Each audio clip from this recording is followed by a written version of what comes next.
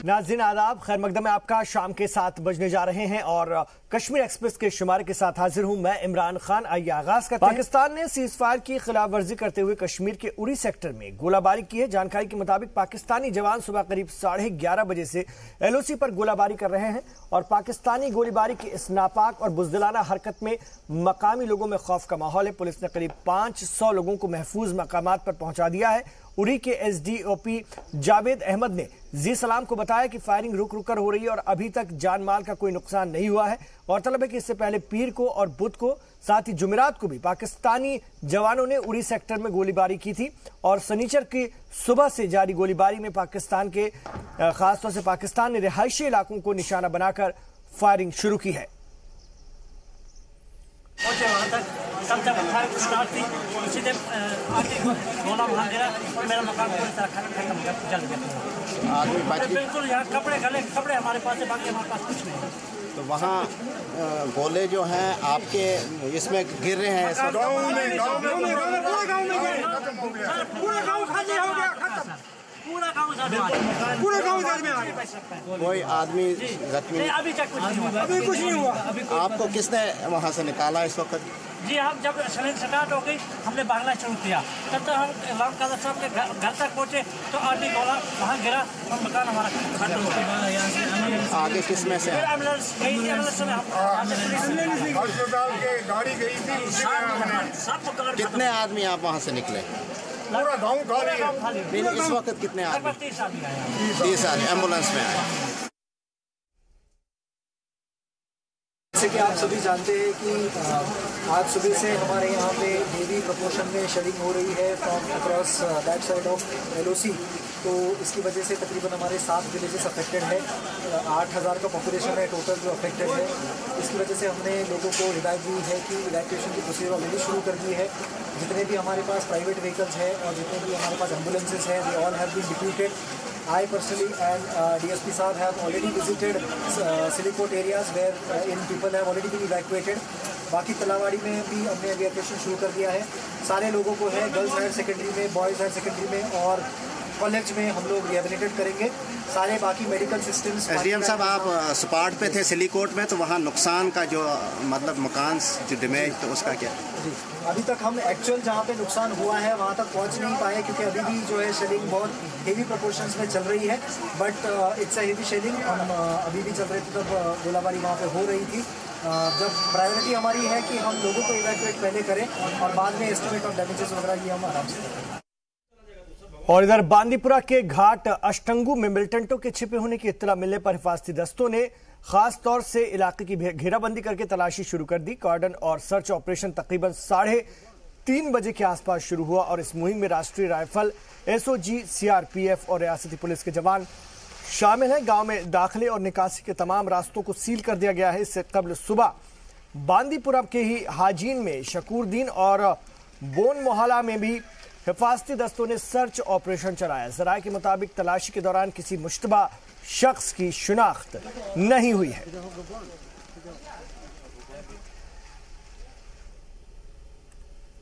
और 10 फरवरी को दहशतगर्दाना हमले का निशाना बने सुंजमा मिलिट्री स्टेशन पर जुमे की रात नामालूम अफराद ने पथराव किया। ये पथराव मिलिट्री स्टेशन की पिछली तरफ एक संतरी पोस्ट के पास हुआ। शरारती अनासर पत्थरबाजी के वाकयात को अंजाम देकर भाग गए। आर्मी ने इस सिलसिले में पुलिस में मामला दर्ज करवाया है। पुलिस मामले की तहकीकात कर रही है, लेकिन अभी तक पत्थरबाज शरारती अनासरों की शिनाख्त नहीं हो पाई है।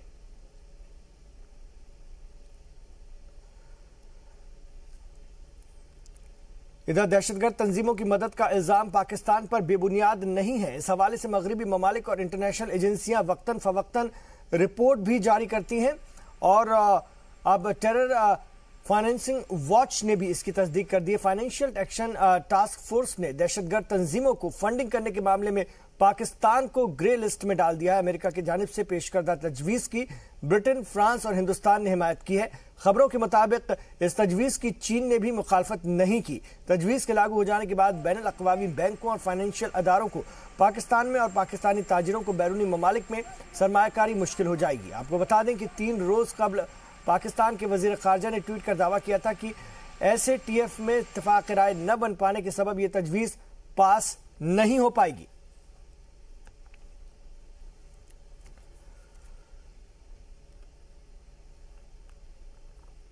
और अवामी राब्ते और खैरसगाली मुहिम के तहत आर्मी स्कूली तलबा के लिए मुख्तलिफ किस्म के प्रोग्राम का इनेकाद करती है और इसी सिलसिले में पुलवामा के मलंगपुरा में जवानों ने स्कूली बच्चों से मुलाकात की। बच्चों में मिठाइयां तकसीम की गई।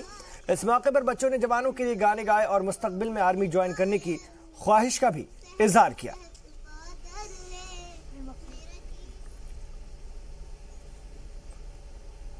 और मीडिया से वाबस्ता कुछ अफराद की सरगर्मियों को लेकर सिक्योरिटी एजेंसियां सवाल उठाती रही। हालांकि मीडिया इन इल्जामात की तरदीद करता है। सीनियर सहाफी सुहेल काजमी का कहना है कि सूबे में मीडिया आजाद होकर अपना काम करता है। जी सलाम से बात करते हुए उन्होंने कहा कि NIA और प्रेस दोनों अपना अपना काम कर रहे हैं। क्या कौमी तहकीकाती ब्यूरो के यहाँ आने से यहाँ की सहाफत पे मनफी असर पड़ा? क्या NIA की जो इस वक्त व्हिप चल रही है, क्या इसको जारी करने से जम्मू कश्मीर की सहाफत जो है मजरूह हो सकती है?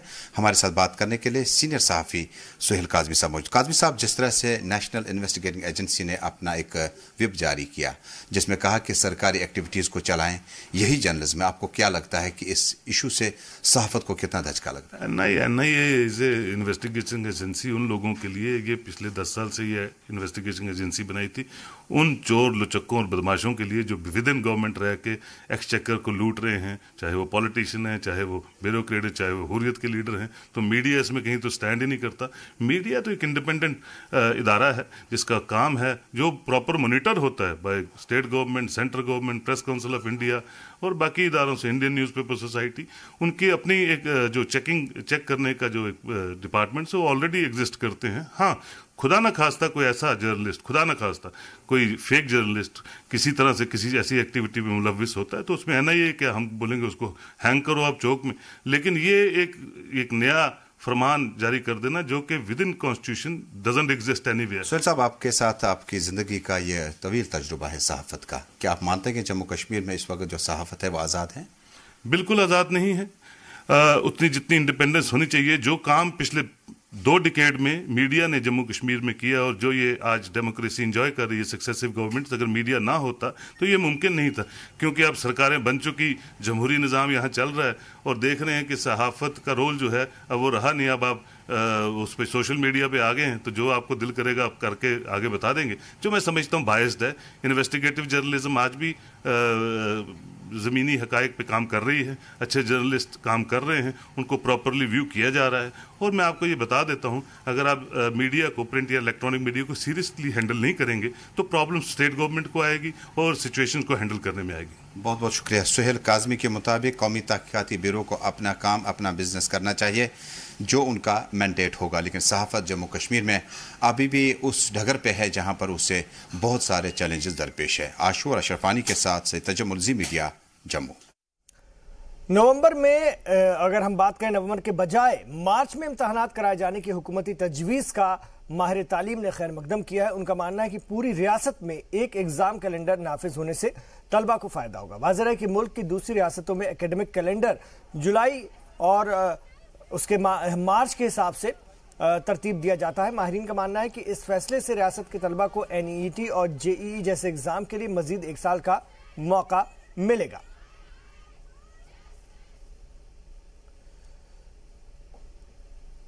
तो इस मामले पर हमारे नुमाइंदे राजन वैद्य ने बात की जम्मू सेंट्रल यूनिवर्सिटी के शोबा उर्दू के सदर शुएब इनायत मलिक से। रियासती हुकूमत की ये पेशकश है कि कश्मीर में जो एग्ज़ाम का सेशन है उसको नवंबर से बदल के मार्च किया जाए। इस पे हमारे जो एकेडमिशियन हैं वो क्या सोचते हैं। सीनियर एकेडमिशियन हैं और HOD हैं उर्दू विभाग के शुएब इनायत मलिक।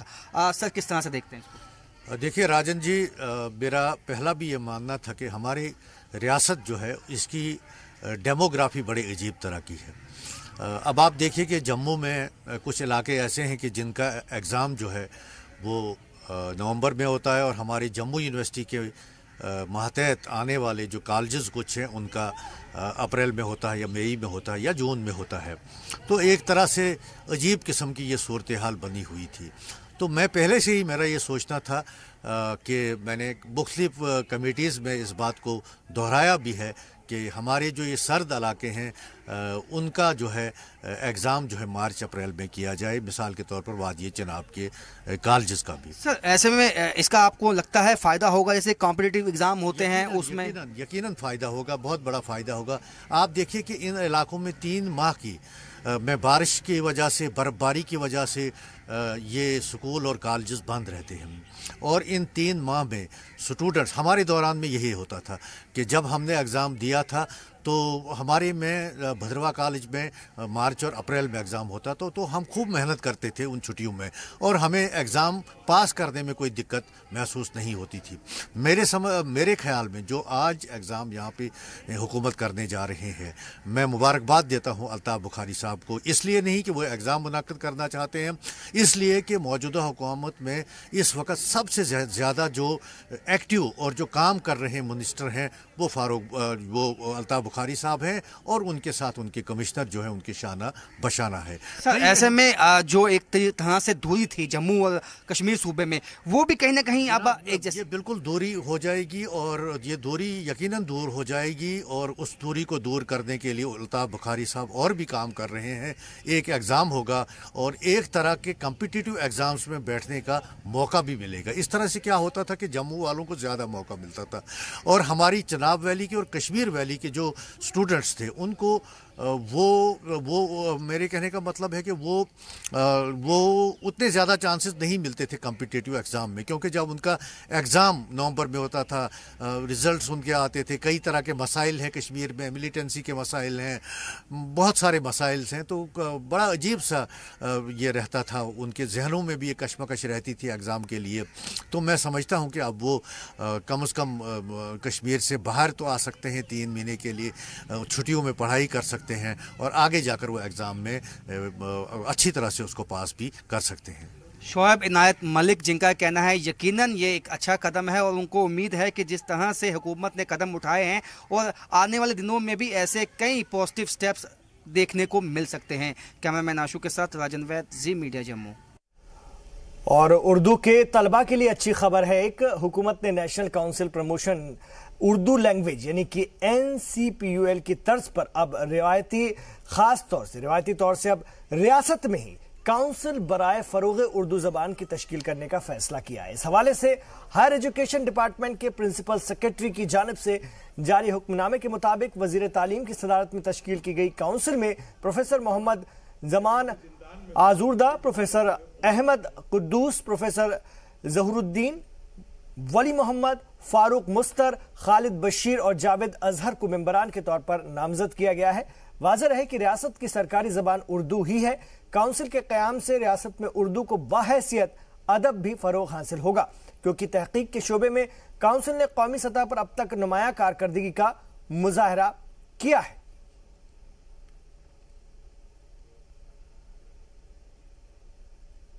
तो उर्दू दां हलके में हुकूमत के इस फैसले की पजीराई हो रही है और इसे एक मुस्बत शुरुआत माना जा रहा है। हालांकि काउंसिल मेंबरान में अभी जबान और अदब से जुड़े लोगों को ही शामिल किया गया है। उर्दू सहाफत से जुड़े सीनियर सहाफी सुहेल काजमी को उम्मीद है कि काउंसिल में आगे चल करके तौसी की जाएगी। हमारे साथ मौजूद हैं मारूफ सहाफी सुहेल काजमी साहब। काजमी साहब बहुत बहुत शुक्रिया जी मीडिया से बात करने के लिए। काजमी साहब, कितना बड़ा डेवलपमेंट आप देखते हैं कि उर्दू काउंसिल अब बनने जा रहा है, जिसमें मेंबरान वगैरह भी लिए गए हैं, आप इस डेवलपमेंट को कहाँ देखते हैं?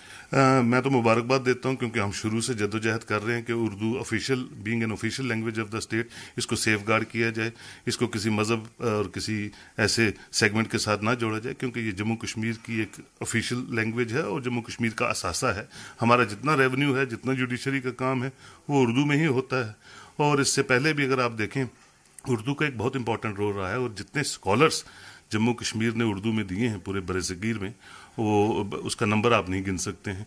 लेकिन चलो देर आए दुरुस्त आए, ये सरकार थोड़ी सी अगर उनको ये लगा है, क्योंकि हमने बहुत बार honourable chief minister, successive chief ministers को कहते रहे हैं कि हर स्टेट में उर्दू अकेडमी है जहां उर्दू ऑफिशियल लैंग्वेज नहीं है, लेकिन उसके बावजूद भी एश्योरेंस पे एश्योरेंस मिलती थी, लेकिन कभी उर्दू पे काम नहीं हुआ।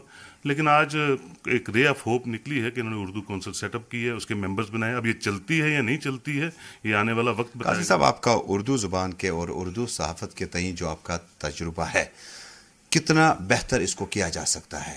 क्या किया जाना चाहता कि मेंबरान जो है इनका रोल फंक्शनल हमें दिखे? अभी देखिए, ये जो मेंबर्स इन्होंने बनाया, इसमें जर्नलिज्म से कोई मेंबर नहीं लिया इन्होंने। बाकी जो सेगमेंट्स हैं सोसाइटी के, उनमें से कोई मेंबर नहीं लिया इन्होंने। कुछ सो कॉल्ड कुछ ऐसे सेगमेंट, एक पर्टिकुलर सेगमेंट से लोग लिए हैं, जो भी मैं समझता हूँ वो भी ज़्यादा अच्छा नहीं होता, क्योंकि डिफरेंट शेड्स के लोग इस पर काम करें, जो प्रैक्टिकली इस वक्त उर्दू के साथ जूझ रहे हैं, तो ज़्यादा बेहतर होता। चल, लेकिन हम उस पर भी कोई बात नहीं करते हैं। काउंसिल बनी है, हम इसका स्वागत करते हैं और अल्लाह करे ये काम करें, और उसके बाद क्या पता है एक्सपेंड करें अपनी कमेटीज़ को ज़्यादा अच्छी फंक्शनिंग के लिए, उर्दू के लिए। तो कितनी बड़ी खबर है, खासकर खत्ता पीर पंचाल से लेकर जम्मू कश्मीर तक के लिए, कि कम से कम इस सरकार ने एक काउंसिल का फरोग जो है हमारे सामने रखा। देखिए, उर्दू जो ज़बान है उससे खूबसूरत, उससे मीठी और एक ब्रिज का काम करती है, खासकर इंडिया पाकिस्तान रिलेशंस को लेकर। उर्दू का एक बहुत बड़ा रोल है दोनों मुल्कों की सभ्यता को जोड़ने के लिए, कल्चर को जोड़ने के लिए, प्यार मोहब्बत और ये सब चीज़ें जोड़ने के लिए उर्दू एक ब्रिज का काम करती रही है, करती रहेगी। और इससे थोड़ा और लगता है कि और ब्रिज स्ट्रॉन्गर होगा सब बड़े सगीर में, अगर ये उर्दू पे सीरियसली काम करते हैं। बहुत बहुत शुक्रिया काज़मी साहब। तो SCPCUL की तश्कील को लेकर के काफी जोश है, और इसी पर बात करने के लिए इस वक्त हमारे साथ प्रोफेसर मोहम्मद जमान आजुर्दा साहब भी जुड़ गए हैं। इस वक्त फोन लाइन पर हमारे साथ हैं। प्रोफेसर साहब, खैर मकदम है आपका। मोहम्मद जमान साहब, आप कैसे देखते हैं इस कोशिश को? और अभी जो होता है आमतौर पर, यह इसमें भी ये देखा जा रहा है कि खासतौर से अदबी शोबे से जुड़े हुए लोगों को इसमें ज्यादा मौका मिलता है। आपको लगता है कि इसमें और भी शोबों से जुड़े हुए लोगों को मौके फराहम कराने चाहिए? देखिए, ये एक खुशाइंद कदम है। हालांकि मैं तो ये कहूंगा कि बहुत देर हुई, लेकिन जहां जागे वहीं सवेरा। जी, ये काउंसिल जो है, इसका कायम जो अमल में लाया गया है, नेक नियति पे मुश्तमिल है। जी, एक बात है कि एक जमाने से हम लोग यहाँ के जबान से दिलचस्पी रखने वाले, अदब से दिलचस्पी रखने वाले, खुसूसन उर्दू अदब के वालिहीन, उर्दू अदब के शायकीन इस बात की डिमांड करते रहे कि अगर हर रियासत में उर्दू एकेडमी है, उर्दू वालों के लिए फैसिलिटीज है, मद्रास जैसी स्टेट में, तमिलनाडु जैसी स्टेट में, आंध्रा जैसी स्टेट में, वेस्ट बंगाल जैसी स्टेट में, यूपी को तो छोड़िए, यहाँ जम्मू कश्मीर में क्यों नहीं, जबकि यहाँ की ऑफिशियल लैंग्वेज उर्दू है। और ये महज ऑफिशियल लैंग्वेज नहीं है, हमारी एक ऐसी जरूरत है। ये रियासत जो है कल्चर के एतबार से, लैंग्वेज के एतबार से, ये सब कॉन्टिनेंट का एक मिनी एडिशन है। लद्दाखी अगर उर्दू न जानता हो तो जम्मू में आकर के वो गूंगा हो जाएगा। जम्मू वाला अगर उर्दू नहीं जानता है तो कश्मीर में आके गूंगा हो जाएगा। तो ये राबते के तौर पे जितना काम इस जबान ने यहाँ किया है उसका कोई जवाब नहीं। और दूसरे, कश्मीरियों ने उर्दू अदब की, उर्दू जबान अदब की जितनी खिदमत की है, जो भी शोबा आप ले लीजिए जी, आप फिक्शन की बात कीजिए, सर फेरिस आपको रतनादर सरशार नजर आएंगे, और अकम्प्लिश करने वालों में साद हसन मंटू, जदीद शायरी का पैगंबर आप हमारे मीरा जी को बताएंगे। इसी तरह से हर फील्ड में अभी कितना बताया आदमी इस मुख्तसर से वक्फे में यहाँ के लोगों ने कंट्रीब्यूट किया है। मैं समझता हूँ कि ये हुकूमत मुबारकबाद की मुस्तहिक है कि इन्होंने एक ऐसा इकदाम किया जिसकी डिमांड, जिसके लिए लोगों ने कितने धरने दिए, कितनी कमेटियां आज तक बनी, लेकिन आज ये कमेटी जो सामने आई और मेंबरान की जो फहरिस्त हमने देखी, मुझे लगा कि ये कमेटी काम करेगी। ठीक है, मैं सरकार की तरफ से भी और अदबी नुमाइंदों के तौर पर भी ऐसे लोग हैं जिनकी ये ख्वाहिश रही है कि वो उर्दू की खिदमत करें। बहुत शुक्रिया, आप SCPUL के मेंबर हैं। हमसे बात करने के लिए बहुत बहुत शुक्रिया प्रोफेसर मोहम्मद जमान आजुर्दा साहब। एक छोटा सा वक्फा हम यहां पर ले रहे हैं, लौटेंगे। आप देखते रहिए कश्मीर एक्सप्रेस।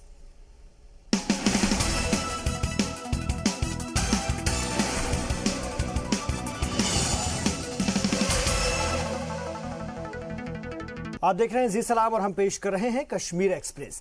रियासत की वजीर आला महबूबा मुफ्ती ने जम्मू के मेडिकल कॉलेज GMC का दौरा किया। आपको बता दें कि साफ सफाई और सहूलतों की कमी का उन्होंने जायजा लिया और खुद वो पहुंची और अस्पताल की सफाई निजाम और रखरखाव पर काफी नाराजगी भी जताई। CM GMC से बाहर आकर अस्पताल के अफसरान और स्टाफ से काफी नाराज दिखी और गंदगी को लेकर फटकार भी लगाई।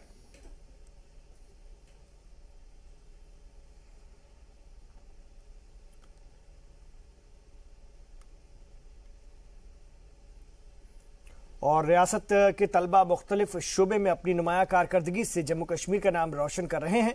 सेंट्रल यूनिवर्सिटी जम्मू के शोबाए माशियात के रिसर्च स्कॉलर वसीम हसन खान को national council of rural institute ने फेलोशिप के लिए मुंतखब किया है। वसीम हसन खान जम्मू कश्मीर और उत्तर प्रदेश में कालीन की सनत पर तहकीक कर रहे हैं। यह पहला मौका है जब NCRI की जानिब से देही तरक्यात के जुमरे में पहली दफा किसी रिसर्च स्कॉलर को फेलोशिप देने का ऐलान किया गया है।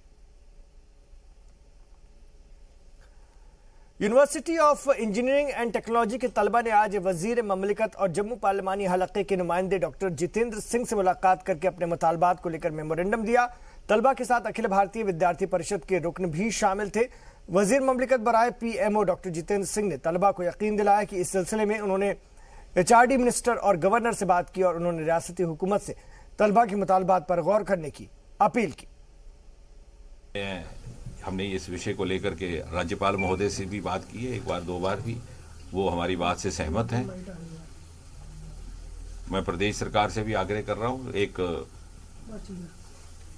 मंत्री होने के नाते नहीं बल्कि एक सांसद होने के नाते, उस क्षेत्र के प्रतिनिधि होने के नाते मेरा दायित्व भी है, मेरा अधिकार भी है। मैंने इस विषय को लेकर के केंद्रीय शिक्षा मंत्री प्रकाश जावड़ेकर जी से लगभग 3 बार चर्चा की है। और UIET के तलबा कॉलेज को गवर्नमेंट इंस्टीट्यूट ऑफ टेक्नोलॉजी में तब्दील किए जाने के फैसले के खिलाफ एहतजाज कर रहे हैं। फैसले के खिलाफ तलबा इस वक्त चेन स्ट्राइक पर बैठे हुए हैं। जी सलाम से बात करते हुए तलबा ने कहा कि मुतालबात तस्लीम न किए जाने की सूरत में एहतजाज में और शिद्दत पैदा की जाएगी।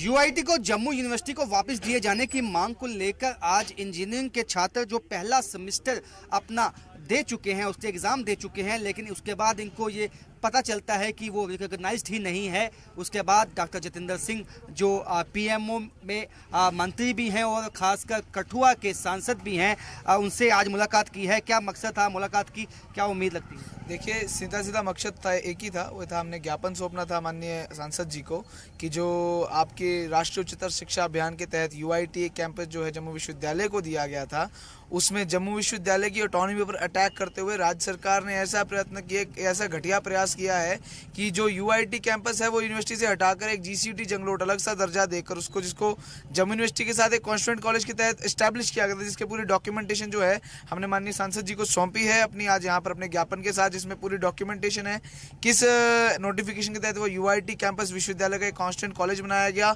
और किस नोटिफिकेशन के तहत उसको छीन लिया गया। आपने कल जो यहाँ पे प्रिया सेठी हैं जो महकमा देखती हैं एजुकेशन का, उनका घेराव किया कल जम्मू यूनिवर्सिटी में। आज आप सांसद से मिले हैं, उम्मीद क्या लगती है कि कहीं ना कहीं छात्रों के जो खासकर जो उनका कैरियर है, फ्यूचर है, उसके ऊपर सियासत की जा रही है? देखिए, सीधी बात है, घेराव का कोई प्रयास नहीं था। प्रयास एक ही चीज़ का था, हम लोग माननीय मंत्री जी से मिलना चाह रहे थे। छात्र जो हैं, जितने सामान्य छात्र थे, वो इस पर जो है माननीय मंत्री जी का स्टैंड क्या है वो क्लियर करवाना चाह रहे थे। लेकिन जब मंत्री जी बिना छात्रों से मिले हुए जाते हैं वहां से, तो घेराव का एक मजबूरन स्टेप जो है हमें उठाना पड़ा।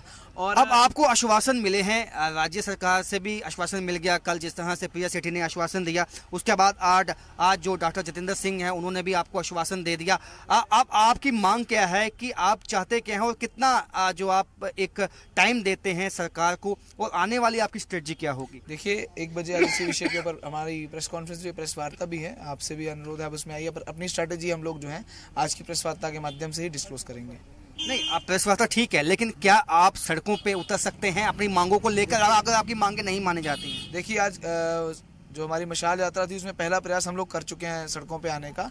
अब जो जनमानस आम जनता के जितने संगठन हैं, non political, political organisations, association जो है इस आंदोलन को सपोर्ट कर रही हैं, तो सड़कों पर आने के लिए ही आज जो हमारी प्रेस वार्ता है वो रखी गई है। आज अब ये आंदोलन जो है कैंपस के अंदर नहीं लड़ा जाएगा, सड़कों पर विद्यार्थी परिषद इस आंदोलन को लड़ेगी।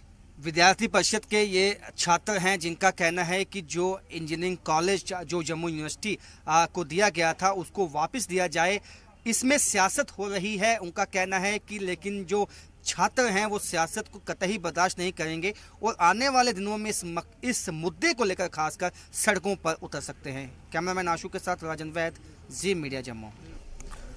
इधर गो एयर का दिल्ली से जम्मू की तरफ जाने वाला प्लेन हादसे का शिकार होने से बाल बाल बच गया। प्लेन में सवार 12 मुसाफिरों की जान पायलट की समझदारी से बची। प्लेन का इंजन फेल होने के बाद पायलट ने समझदारी दिखाते हुए प्लेन को लेह एयरपोर्ट पर बाहिफाजत लैंड कराया। आपको बता दें कि एयर गो के विमान 320 नियो ने सुबह 9:20 पर लेह से जम्मू के लिए उड़ान भरी थी, पर टेक ऑफ होते ही पायलट को लगा कि एक इंजन बंद हो गया है। उसने समझदारी से काम लिया और प्लेन को लैंड करा दिया। प्लेन को पायलट नीरज जोशी उड़ा रहे थे। उन्होंने फौरन कंट्रोल रूम से राब्ता किया और प्लेन को इमरजेंसी लैंडिंग की परमिशन दे दी गई।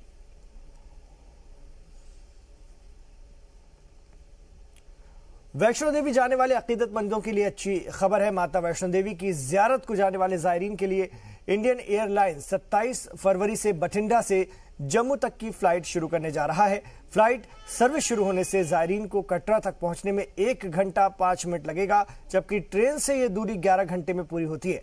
वाज़ेह की बठिंडा और मालवा से हर साल तकरीबन 3 लाख अकीदतमंद माता वैष्णो देवी के साथ साथ अमरनाथ यात्रा के लिए भी आते हैं और ट्रेन से ही सफर करते हैं। बठिंडा एयर स्टेशन की जानिब से जारी शेड्यूल के मुताबिक 72 सीटों वाला ATR जहाज सुबह 9:15 पर जम्मू से रवाना होकर 10:20 पर बठिंडा लैंड करेगा।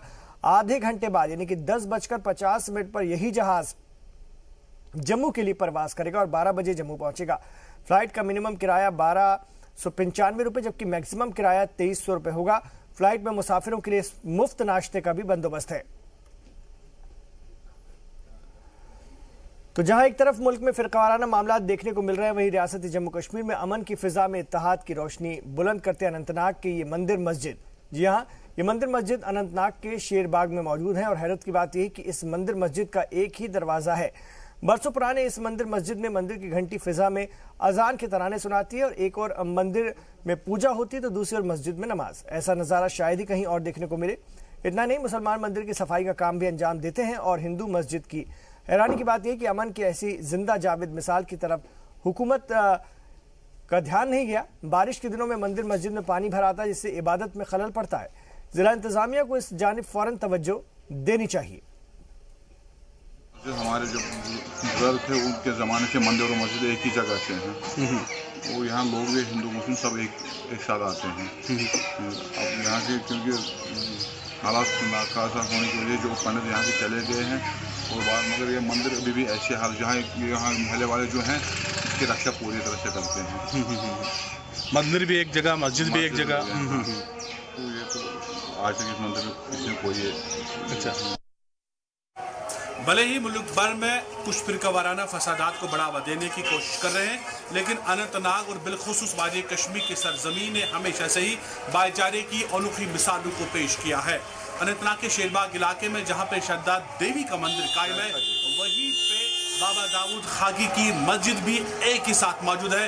एक ही रास्ता मंदिर और मस्जिद को जाता है, एक ही सहन में मंदिर और मस्जिद आबाद है।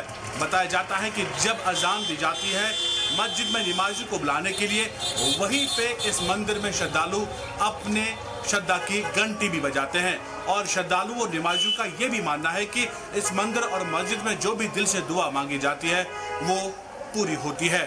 लेकिन कई एक सवालात यहाँ पे खड़े हुए कि हुकूमत भाईचारे की इस अनोखी मिसाल को या इस अनोखे नमूने को बचाने में संजीदगी नहीं दिखा रही है और यहाँ पे तामीर और तरक्की के हवाले से अभी तक सरकार ने कभी भी संजीदगी नहीं दिखाई। कैमरा पर्सन शेख माशोक के साथ खालिद मुंतजिर, जी मीडिया, अनंतनाग। एक छोटा सा वक्फा, लौट रहे हैं, आप देखते रहिए कश्मीर एक्सप्रेस।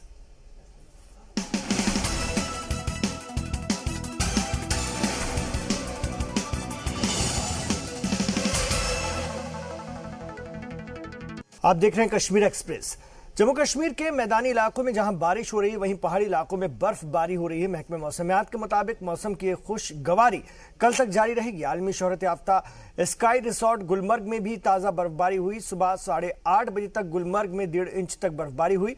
अफसरान के मुताबिक कश्मीर के बाकी हलकों के पहाड़ी इलाकों में भी बर्फ गिरी है। जम्मू के मैदानी इलाकों में भी हल्की बर्फ जारी है। महकमे के मुताबिक इतवार को भी मौसम ऐसे ही रहने के इम्कानात बने हुए हैं।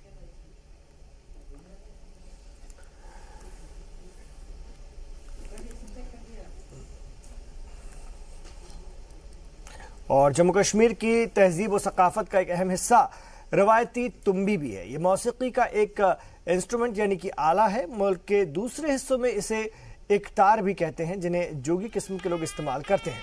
80 की दहाई तक फिल्मों में भी मौसीकार तुम्बी का इस्तेमाल करते थे। रियासत में भी तुम्बी के फन को काफ़ी मकबूलियत हासिल है। जम्मू रीजन के कई अफराद इस फन से वाबस्ता हैं और इसकी रवायत को अपने बलबूते जिंदा किए हुए हैं। तुम्बी का फन उनके लिए जरिए माश भी है। अवामी सतह पर मद्दा और कद्दारों ने भी इस फन को बाकी रखा हुआ है। फनकारों की एक टीम इस वक्त जम्मू में अपने फन का मुजाहरा कर रही है।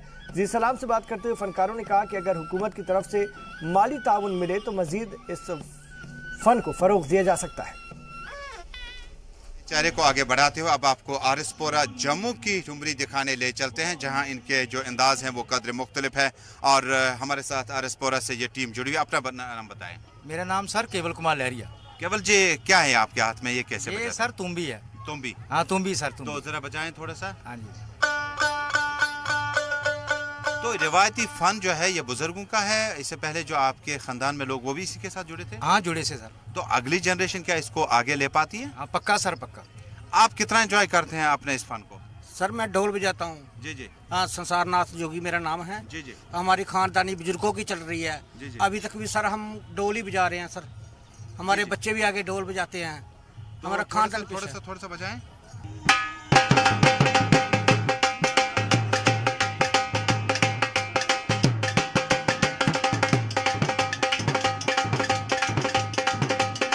ये आरएसपोरा ढोल की खूबसूरत आवाज, काफी खूबसूरत आवाज है। अब आपकी तरफ आना चाहेंगे, आप क्या बजाते हैं? खंजरी। तो बजाएं ना।